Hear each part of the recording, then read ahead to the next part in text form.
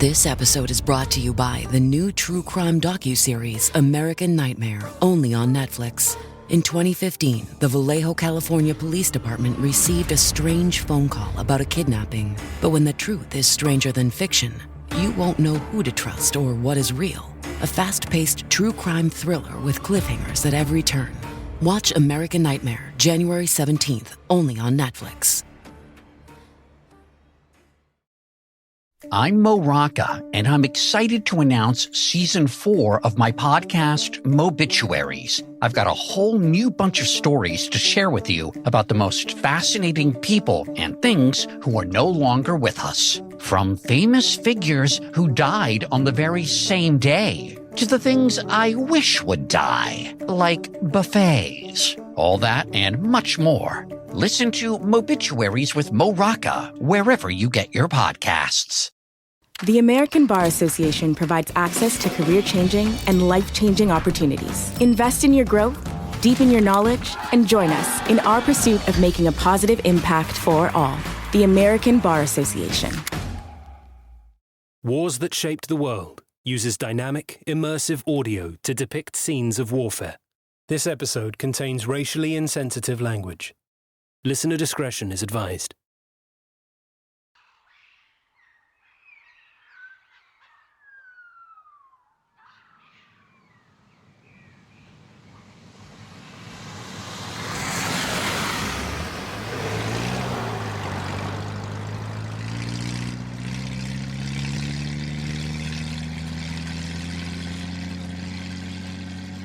Two days before Christmas 1950, General Bulldog Walker was a man in a hurry. The commander of the US 8th Army had the defense of South Korea to organize. Bulldog Walker was not going to permit another retreat all the way back to Busan.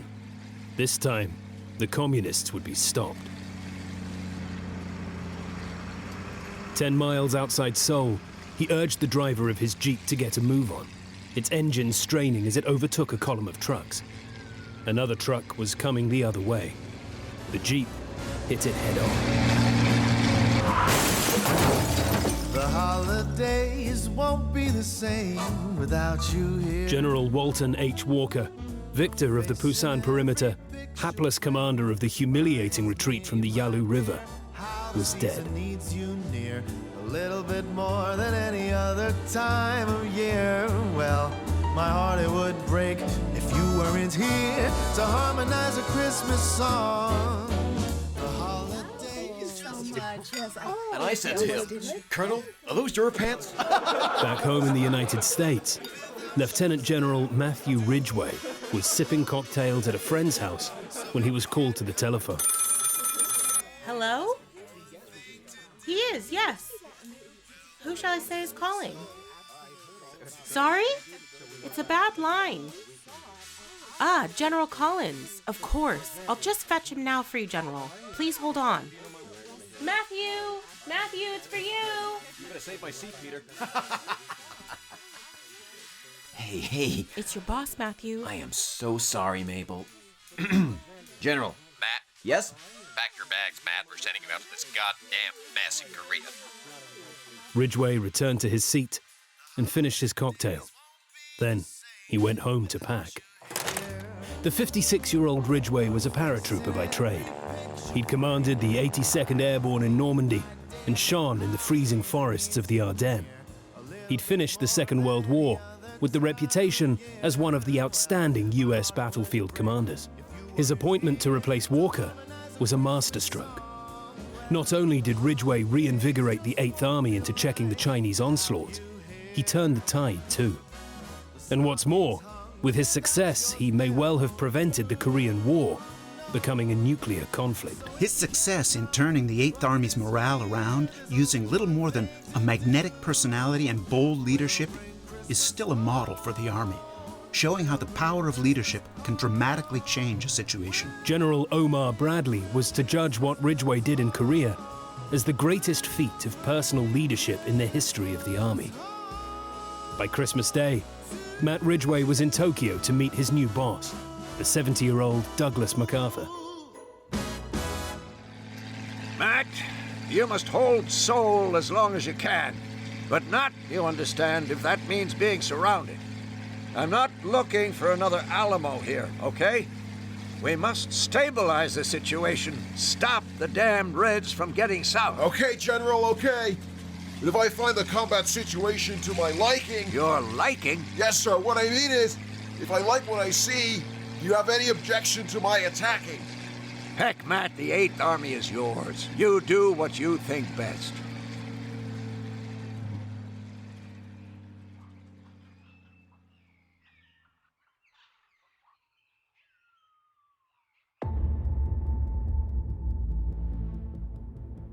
This is Wars That Shaped the World.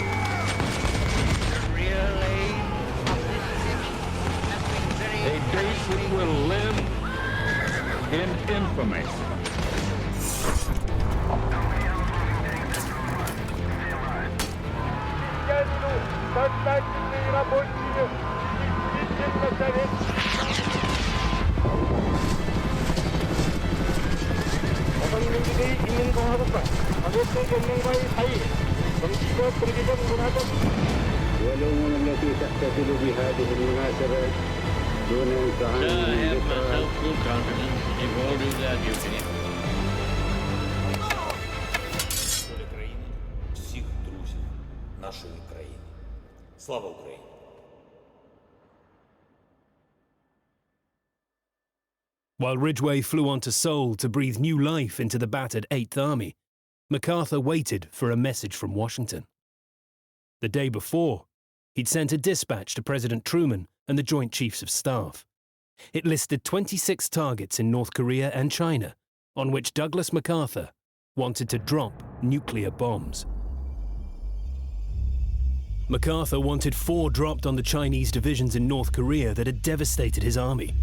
The biggest embarrassment of not only MacArthur's career, but also, some argue, in US military history.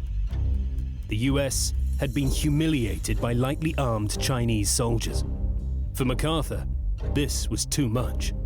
The US had nuclear weapons. It was time to use them. MacArthur was not alone in the military in holding this view. The Chiefs of Staff thought it was time to go nuclear, as did many generals. We have the weapon, the enemy do not, and the enemy must be stopped. This, after all, is a battle to the death against communism, a last man standing conflict.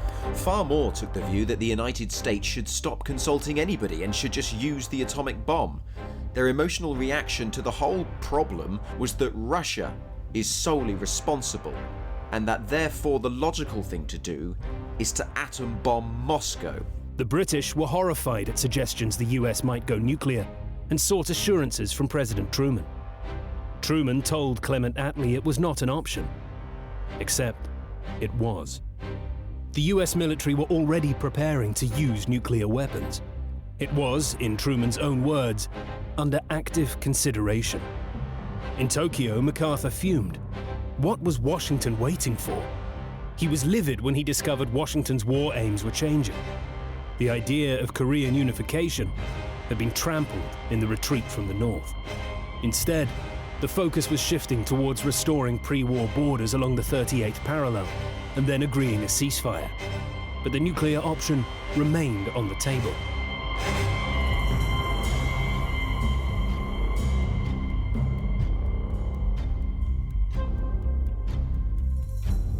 Meanwhile, in Korea, Ridgway was making his mark. Through January and February, as the situation improved, so heads cooled in Washington. The feeling spread that if the US directly attacked China, especially with nuclear weapons, the Soviets would come in. And that meant World War III. This angered the hawks in Congress and the Pentagon, and it infuriated Douglas MacArthur. He and his boss, President Truman, were heading in opposite directions. I could have won the war in Korea in a maximum of 10 days. I would have dropped between 30 and 50 atomic bombs on his air bases and other depots strung across the neck of Manchuria. It was my plan, as our amphibious forces moved south, to spread behind us, from the Sea of Japan to the Yellow Sea, a belt of radioactive cobalt. It could have been spread from wagons, carts, trucks, and planes. For at least 60 years, there could have been no land invasion of Korea from the north. The enemy could not have marched across that radiated belt. The early months of 1951 were also a time for Chinese deliberation. They found themselves in a far better position than they could ever have expected, and it led to them overreaching, just as MacArthur had done. Instead of suggesting a ceasefire from a position of strength, Mao's commanders convinced the regime they could achieve the goal of unifying Korea under communist rule. With UN forces being reinforced and revitalized, and US air and navy supremacy absolute, that was never an achievable outcome. And that was in no small part down to Ridgway. With his trademark grenade clipped onto his webbing, Ridgway set about breathing new fire into the 8th Army. The leadership I found in many instances sadly lacking, and I said so out loud. I discovered our forces were simply not mentally and spiritually ready for the sort of action I'd been planning. The men I met along the road, those I stopped to talk to and solicit gripes from, they too all conveyed to men a conviction that this was a bewildered army, not sure of itself or its leaders, not sure what they were doing there, wondering when they would hear the whistle of that homebound transport. Ridgway thought his new troops timid, lacking imagination. He set about change. Divisional commanders who'd been in place for 6 months were rotated home. He wanted fresh generals who'd be more interested in attack and not weighed down by the horrors of the retreat from the north. He ordered senior officers to spend less time in command posts, more on the front line, see and be seen, get confidence back into the men. Ridgway wanted to change the way the US forces operated, both in defense and attack.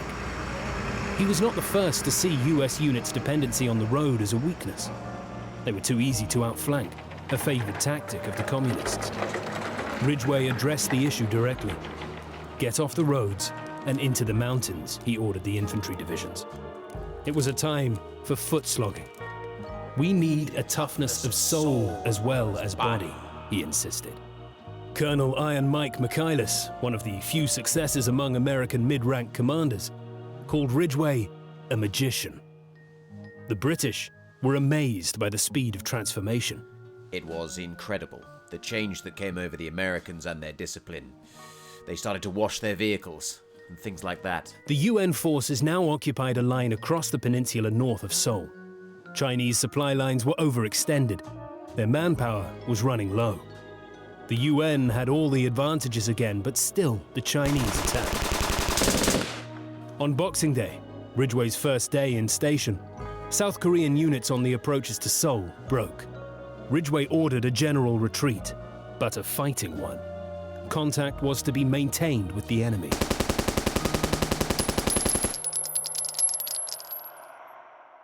Seoul was evacuated, changing hands for the 3rd time. The UN retreated across the Han River and blew the bridges. It took most of January for the situation to stabilize, but by the end of the month, the UN had drawn another defensive line across the peninsula.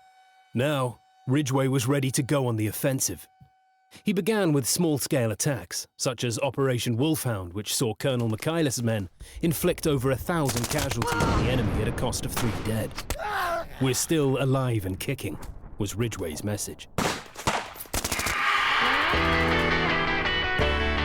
By early February, they were on the banks of the Han opposite Seoul. But back came the Chinese. Another huge nighttime assault with bugles blowing and drums beating.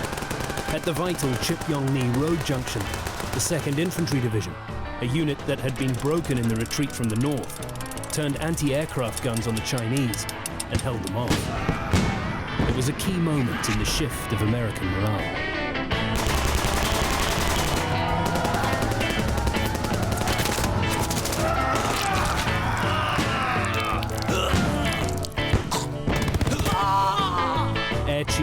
Marshal Bouchier, a British observer, reported to London. The myth of the magical millions of the Chinese in Korea has been exploded.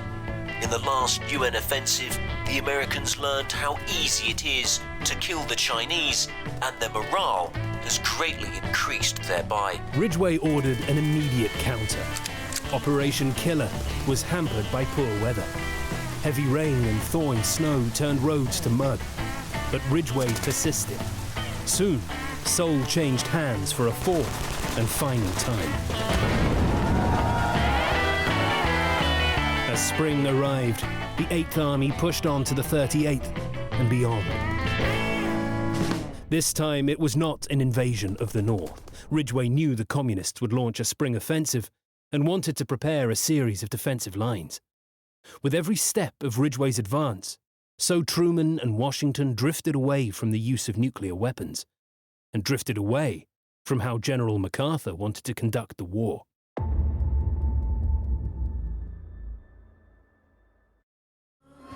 This episode is brought to you by the new true crime docuseries American Nightmare, only on Netflix.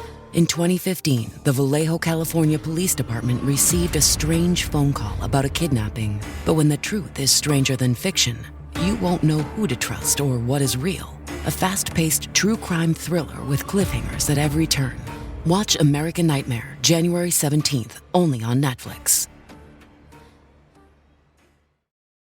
We got another day of NBA action. And with FanDuel, every night is a watch party. So it's time for your FanDuel crew to make their bets. So, what's the move tonight, gang? You know the new customers who bet $5 get $150 back in bonus bets? Woo-hoo, we're heating up, fam.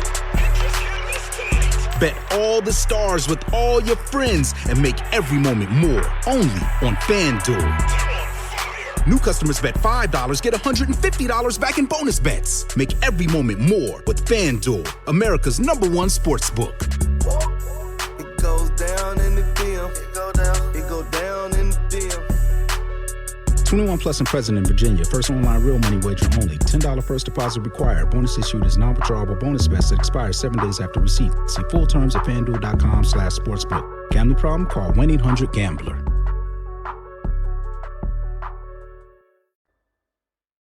Tensions were mounting between MacArthur and his civilian bosses.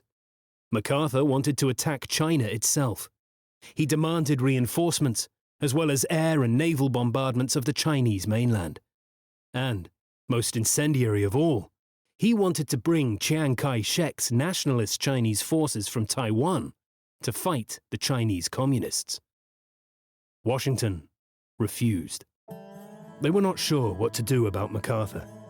His belligerence did not fit with their new war aims, getting back to pre-war borders and getting Ridgway to inflict as much damage as possible on communist forces, so the US would be in a strong position to push for a ceasefire.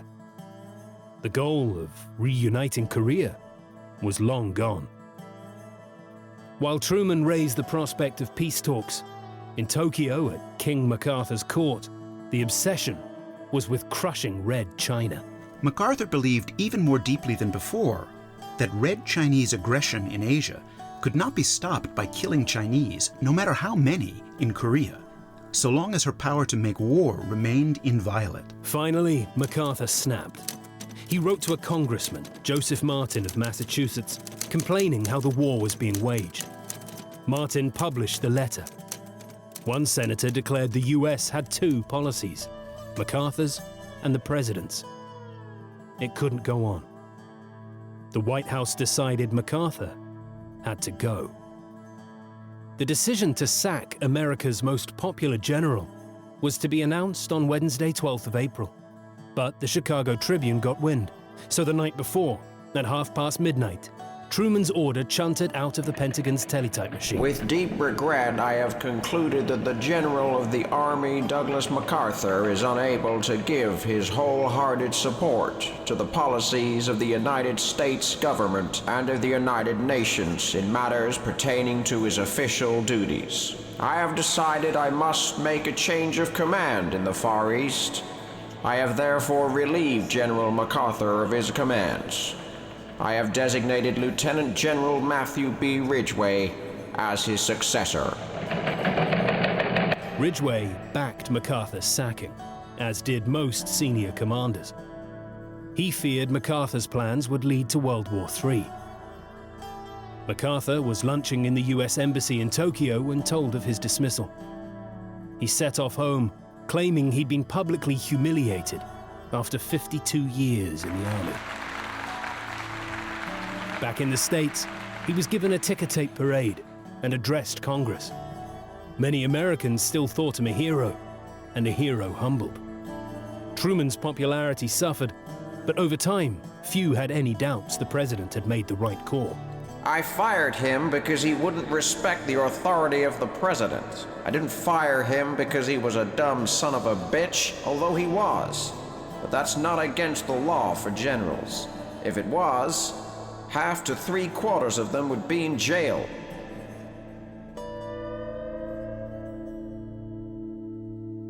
MacArthur's dismissal had little impact in Korea.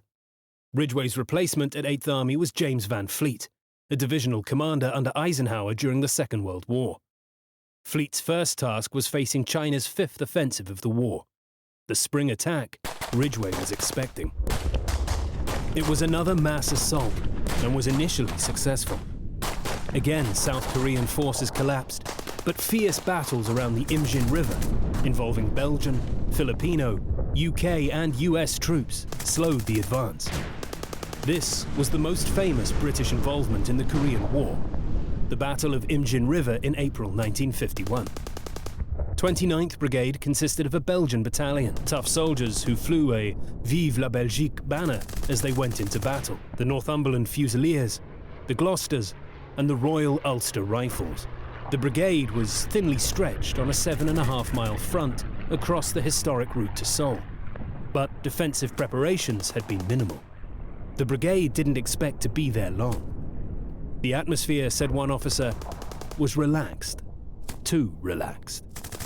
On 22nd of April, they were surprised by the scale of the Chinese assault.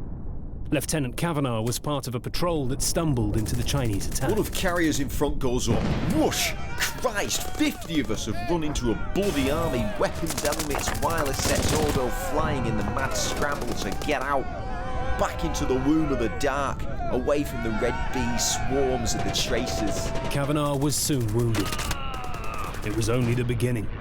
Exposed companies had to fight their own private battles along the line as the Chinese attacked in the dark.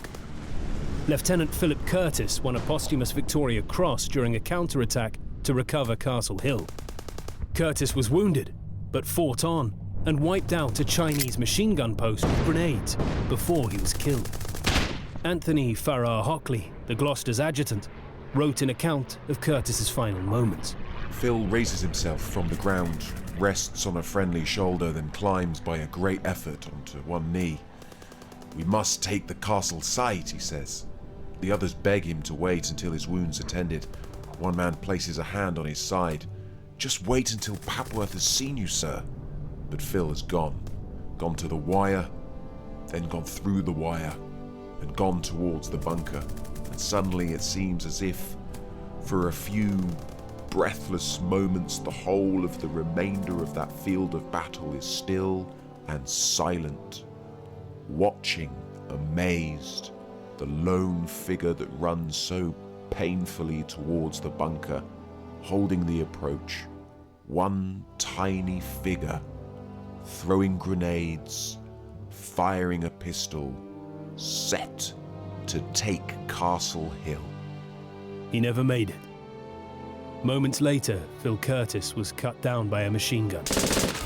3 years later, his 7-year-old daughter went to Buckingham Palace to collect her father's Victoria Cross. As the Chinese attacks continued, Pat Angier, commander of A Company, the Gloucesters, radioed to ask for orders. "Hold at all costs," he was told. "Don't worry about us," replied Angier. "We'll be all right." Less than a quarter of an hour later, he was dead. As A Company hung on, the Chinese outflanked them and broke into the brigade's rear echelons. That afternoon, the Gloucester's padre, Sam Davis, listened to the alarming news coming over the radio. We were isolated by Chinese hordes intent on the kill. It was simply a matter of hours before darkness fell and the lonely battalion would be assaulted on all sides in the nightmarish moonlight. Gloucester was 11,000 miles away. I longed to be able to say stop to the rushing minutes, to prolong this quiet, sunny afternoon indefinitely.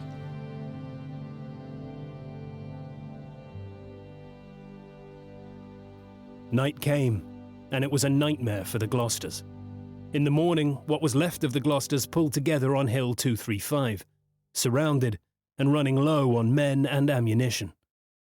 Inch-perfect support from the 25-pounders of 70th Field Battery kept them alive, the gunners raining down devastatingly accurate fire on the Chinese. Brigadier Tom Brodie informed his US superiors the British position was a bit sticky. Yet the brigade was ordered to stay put. Some of Brodie's staff believed the Americans didn't grasp the very British meaning of a bit sticky. The Northumberland Fusiliers were reduced to throwing tins of cheese when grenades ran out, before orders finally came through to withdraw. The Chinese harried and mortared as the British fell back. Centurion tanks of the 8th Hussars provided vital support, at times having to machine gun each other as Chinese infantry leapt onto their turrets. It was every man for himself. Small groups of Ulsters and Fusiliers fought their way off the hills. The enemy were everywhere.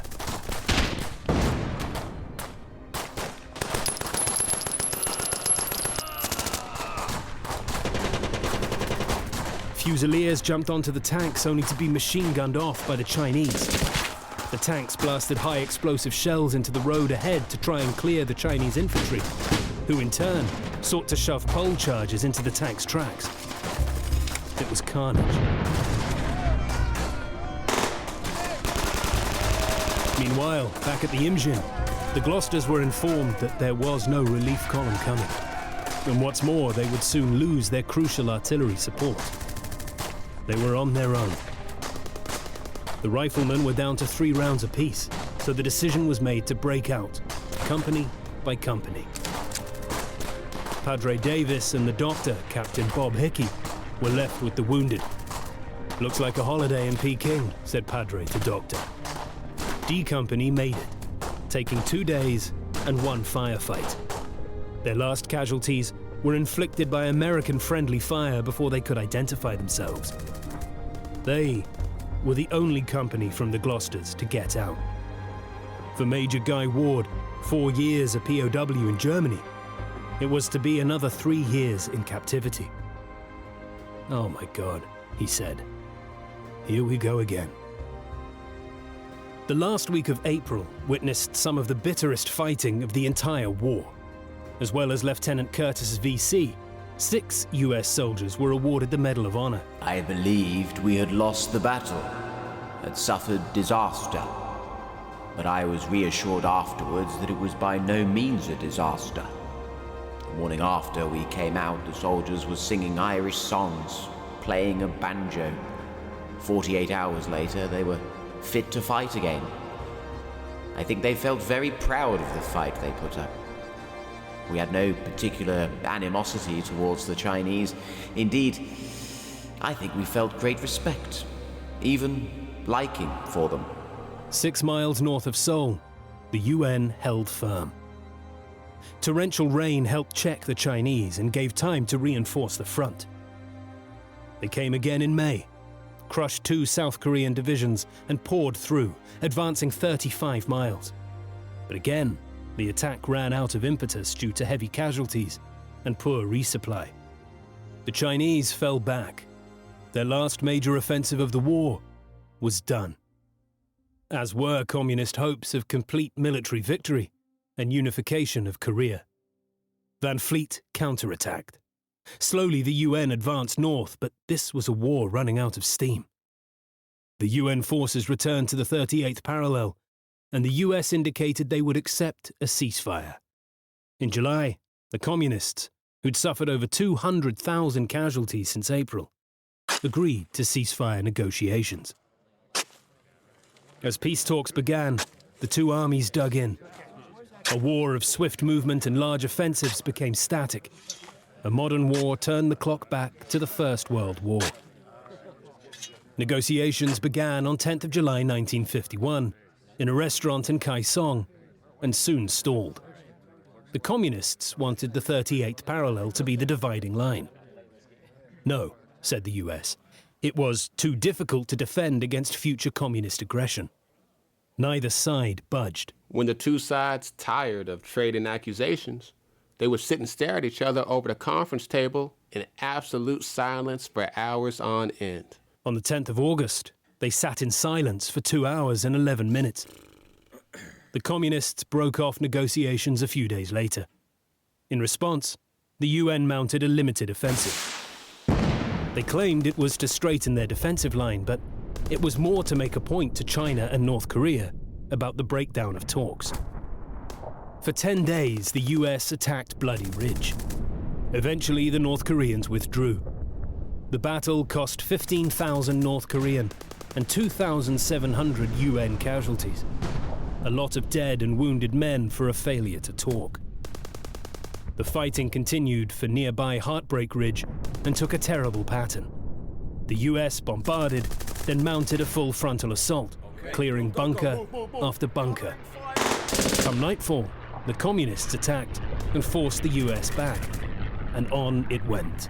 Battles begun by bomb, bullet, and shell were inevitably finished by grenade, trench knife, and fist, as formal military engagements degenerated into desperate hand-to-hand brawls. PFC Herbert Pililau, a 6-foot Hawaiian, spent the night of 17th September with his company clinging to a corner of Heartbreak Ridge. They were attacked by a battalion of North Koreans and pushed off. By dawn, they'd retaken the ridge, only to retreat a few hours later as they were running low on ammunition. Private Pililau remained to cover the withdrawal. When he ran out of ammunition for his Browning automatic rifle, he hurled grenades and was fighting with his trench knife and bare fists when he was shot and bayoneted, watched by his comrades 200 yards down the slope. They charged back, drove off the enemy, and found Pililau surrounded by over 40 dead North Koreans. His British counterpart was Bill Speakman of the King's Own Scottish Borderers, a private with a terrible disciplinary record. After the KOSB had been forced off a ridge, he stuffed his pockets full of grenades, told his sergeant major he was off to shift some of them bloody chinks, and mounted a one-man attack. When he returned for more grenades, the rest of the company followed him. Speakman was wounded twice, but survived to be awarded the Victoria Cross. I watched Speaky, saw him with my own eyes. 10 times he charged up the hill, 10 times, into that machine gun fire, mortars coming down. Oof. Never seen anything like it. You could feel bullets whistling past you. You wanted to take cover, that's survival instinct, you can. But he made you forget. Bill Speakman. He made you stand up and be counted. There he was charging up the hill, yelling at the top of his voice, calling them all the names you could think of, and he could think of plenty. Bastards! He was hit at least twice, I think. Our officer ordered him to get patched up. Speaky ignored them at first, but even after he came charging straight back at them. Then at the end, he saved my life. Saved all our lives that were left. He stood there chucking grenades, keep their heads down while we got away. They didn't make them like Bill Speakman. No anymore. No anymore. After a summer of needless bloodshed, peace talks resumed in late October. Tents were set up in the ruined village of Panmunjom in no man's land. The communists agreed to settle on the current lines as the dividing point of the Koreas. A 30-day limit for discussions was agreed. The front line fell quiet. But the final details remained elusive. The deadline was pushed back by 2 weeks. Ridgway called for more steel and less silk. In the trenches, his men held their breath. The main stumbling block was the return of prisoners. The US claimed many North Korean and Chinese conscripts in the POW camps didn't want to go home.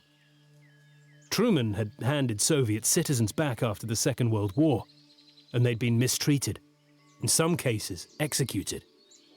The US wouldn't let that happen again. To the fury of the Chinese, voluntary repatriation was made a condition of US negotiations in February 1952.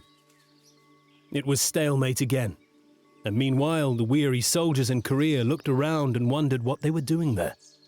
Many saw in plain sight evidence of the grim regime they were supposed to be fighting for. Corruption was rife.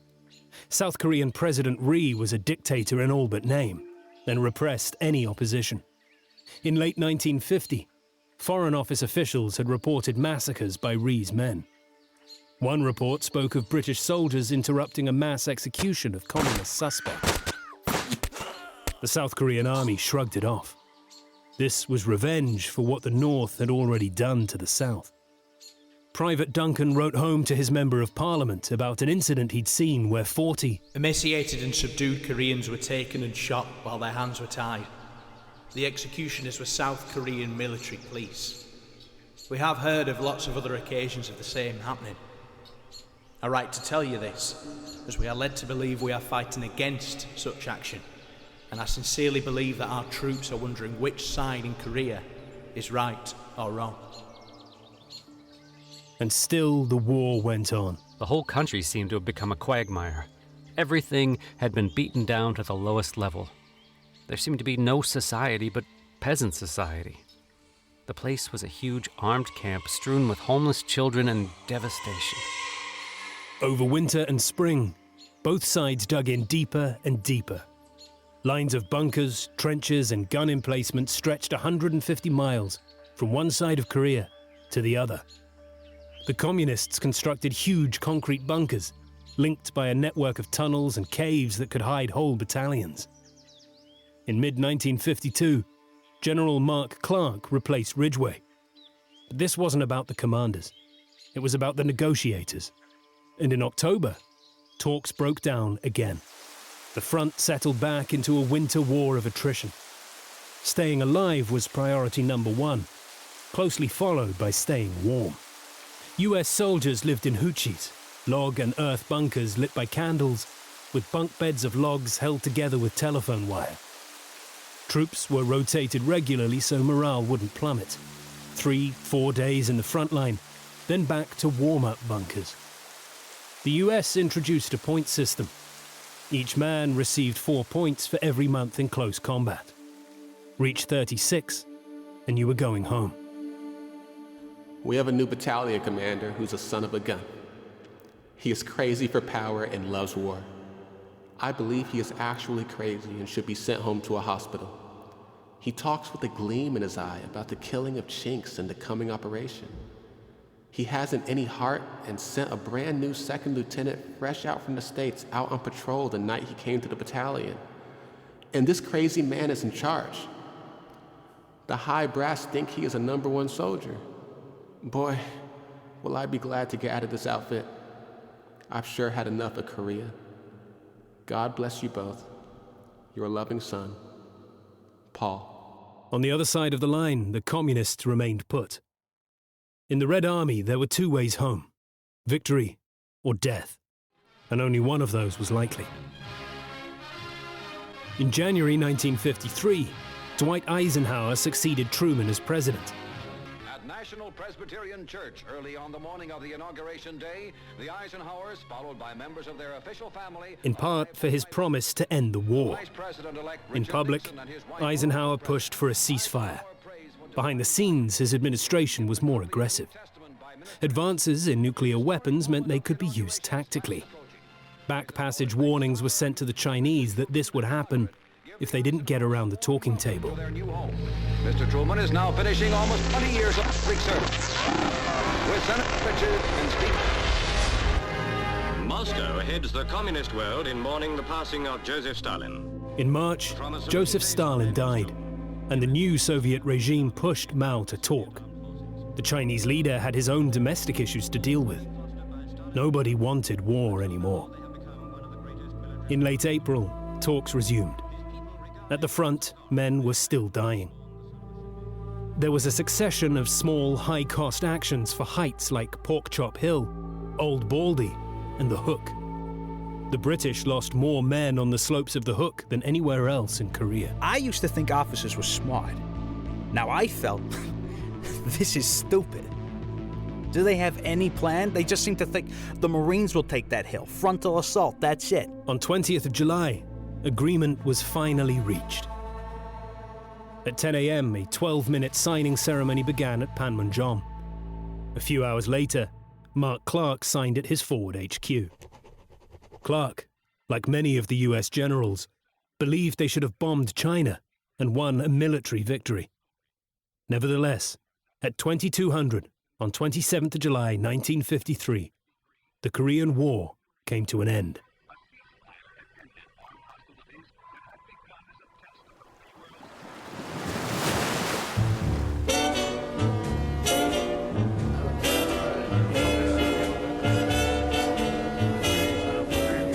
Till I was again with you. On a US hospital ship heading across the Pacific, Lieutenant Clyde Fore heard the news. Well, this was the first time Americans had ever accepted a no-win war. Everybody else was acclimatized to no-win wars, but we were not. To me, Korea had been an abomination. So many people had died. For what? Keep my love locked in your heart. What had they died for? It was a landmark in the history of the United Nations, showing it could, under US leadership, stand up for the sovereignty of a nation and stand up to aggression, unlike its pre-Second World War predecessor, the League of Nations. But that was only possible because the Soviet Union walked out of the UN Security Council in 1950. A mistake it was unlikely to repeat. And the UN failed to end communist rule in North Korea. Again with you. Just the way we are. The war propelled the People's Republic of China to prominence on the world stage. The Chinese may have failed to unite Korea, like the UN, but they demonstrated an army to be feared. The Cold War was solidified. Till I was again with you.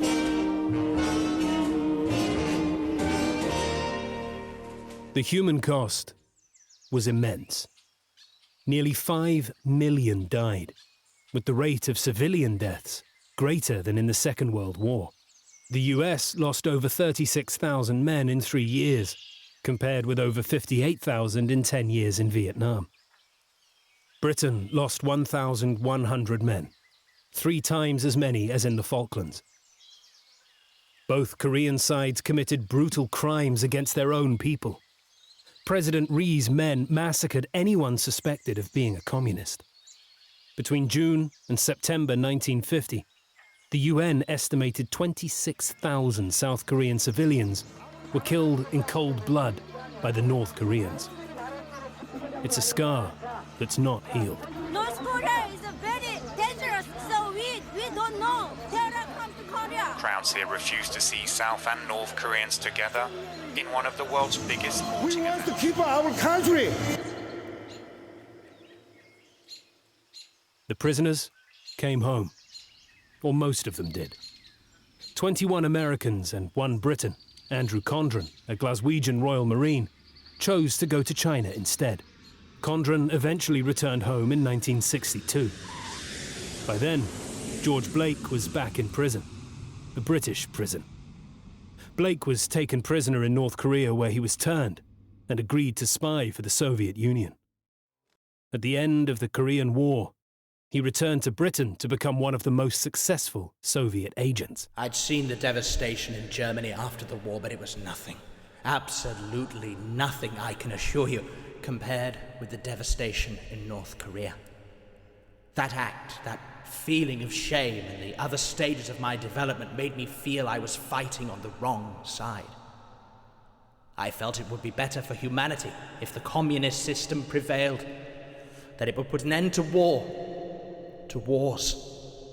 If Blake was wrong, he was not the only one. The US didn't learn the military lessons of Korea, as became obvious in Vietnam.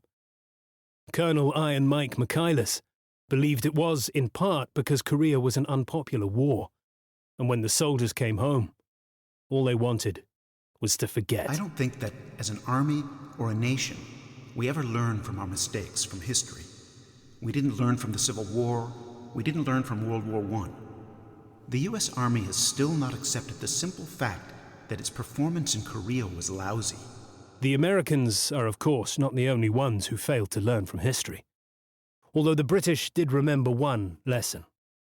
When the Americans asked them to send troops to Vietnam, the answer was a polite no.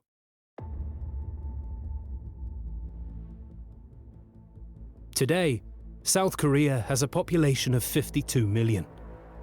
Rebuilt from the absolute ruins of 1953, it's one of the world's wealthiest nations. It hosts World Cups and Olympics. 26 million live in North Korea, one of the most repressive and poorest nations on Earth.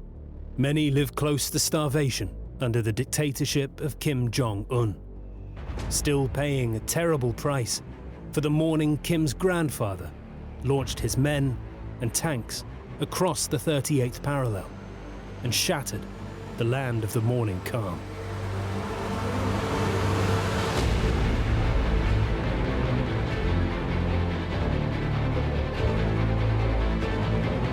Next, on Wars That Shaped the World. The ultimate vision is a self-governing white community supported by well-treated and justly governed black labor from Cape Town to the Zambezi. South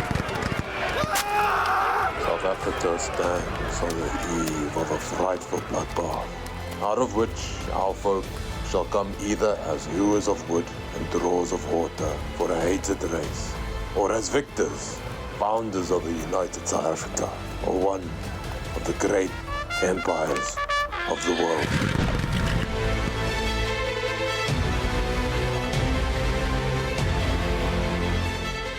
This series featured William Roberts as General Douglas MacArthur, Lance Fuller as General Stratemayer, and Julian Alexander as Bulldog Walker.